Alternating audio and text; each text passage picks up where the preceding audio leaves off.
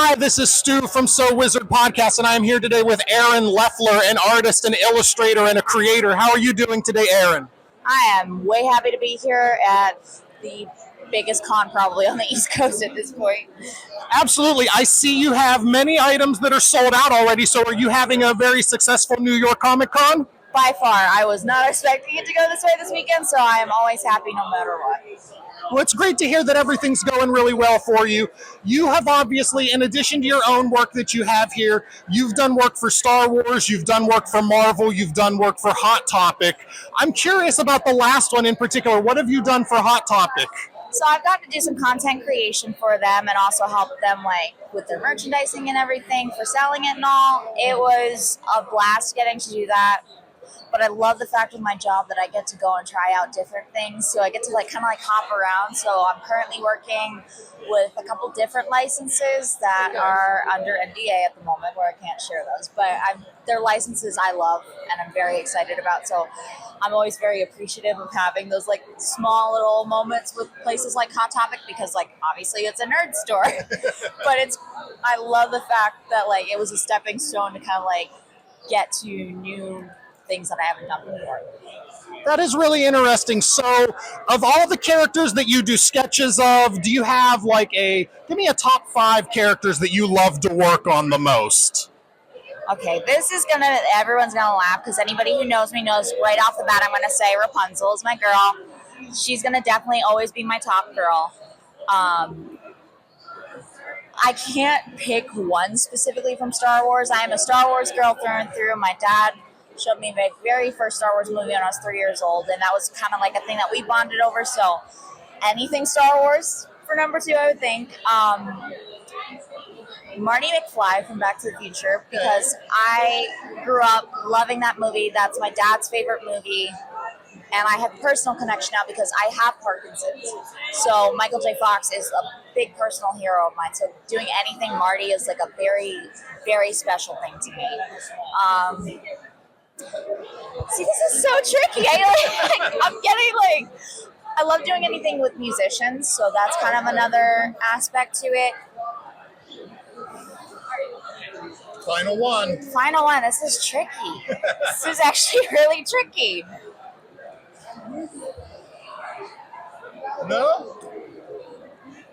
I am a Disney girl through and through, so I'd probably say the Disney princesses, the rest of the princesses. My parents got married at Disney. It's just kind of always been there in the background.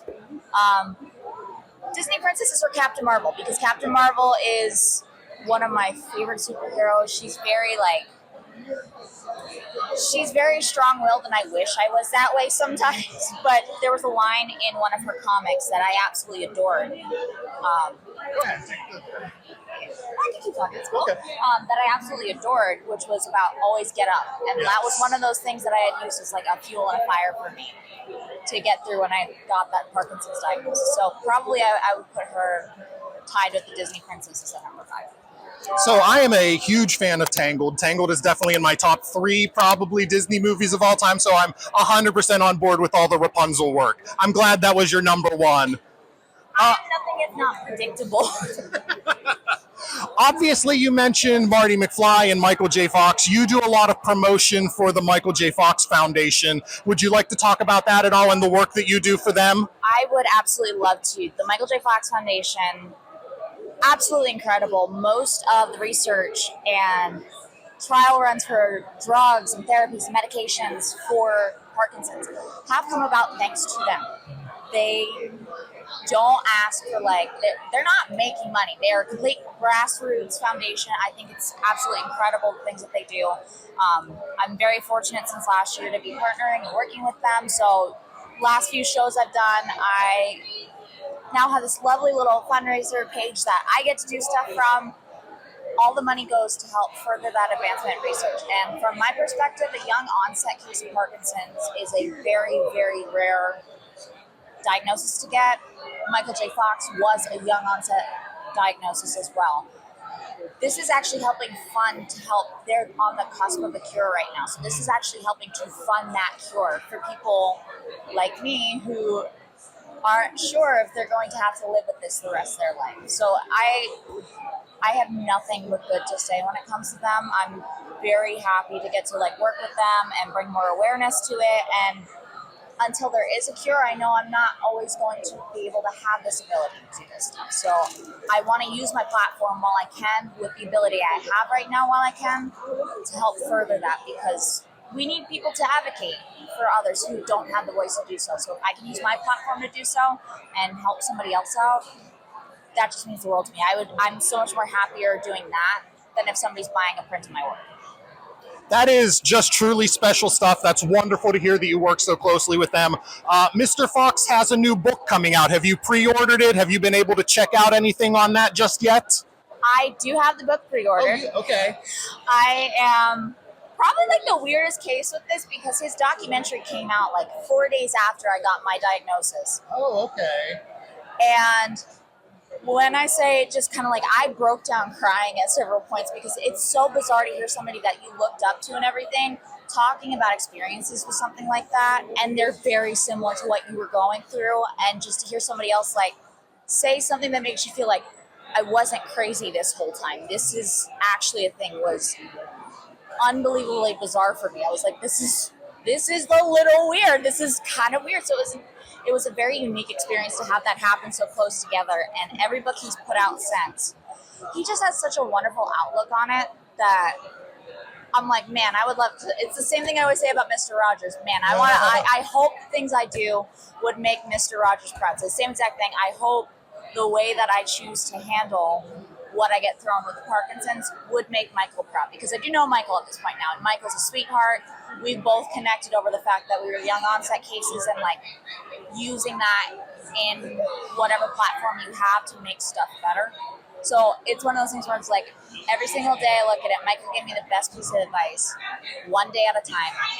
Just try to do something one day at a time to make the best of it. So I always use it as the, hey, if I can make the both of them happy, like if they were here and they could see it and it made them happy, then I would love to be able to do that. Yeah.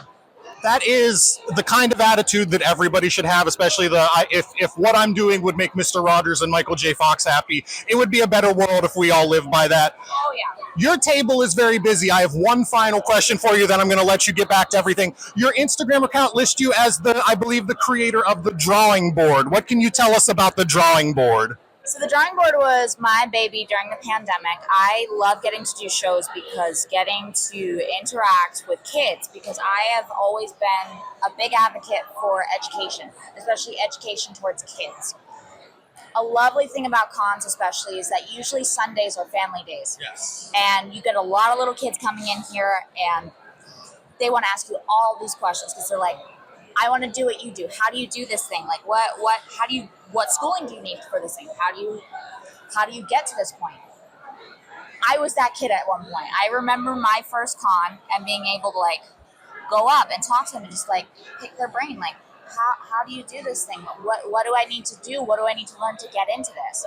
So I very much missed being able to have that one-on-one kind of like explanation. But then I thought about it and I'm like, I'm a very socially anxious person. I hate being in front of a camera. This is all a facade right now because I'm hopped up on caffeine. I hate being in front of a camera, but I'm like, I will take 30 minutes of being uncomfortable if it's going to help a child out. Yes. I have some amazingly talented friends. And I was like, you know what? What would be even cooler is if they get something out of this. So I was like, do you guys want to come and help me? Because I have a great idea.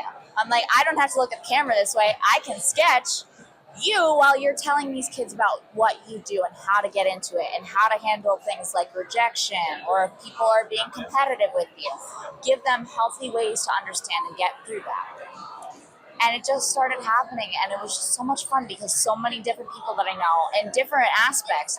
It wasn't just in art. I had friends who are amazing actors on Broadway, or animators come on, or musicians, people who played sports and won major awards in like the MLB and the NFL. Like, I've had all these different wonderful friends come on the show, and they tell these kids like the best ways to handle things. And the funny thing is I did it for kids, but it ended up being adults that ended up like really connecting with it. And I think it's because everything has been so crazy since the pandemic happened.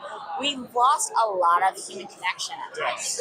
So hearing from these people who are almost put on a pedestal, I suffer with competition and rejection. I suffer with feelings like I'm not doing enough or my work's not enough.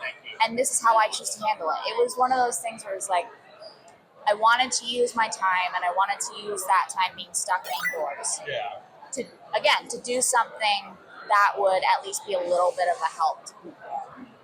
And I loved every second of it. I was able to meet and talk to so many wonderful people that I never thought would end up there. Unfortunately, everything got halted and put on a hold when the Parkinson's diagnosis happened, but it's probably one of the projects I've worked on that is something I am the most proud of, because of the ability that knowing that this library of wealth of knowledge is still there, and that people can go and they find it and they'll come to me and they're like, I just watched this episode, even though I posted it like 2 years ago, and they're like, I just watched this episode, but that piece of advice was so good. I'm like, I feel like I learned a lot from the people that I was talking to and the friends that I had talked to and had on there about how they handle things. And it gives you such a beautiful perspective on life, getting to hear how everybody handles something in a different way and how to do it in maybe a way that's a lot more healthier for you.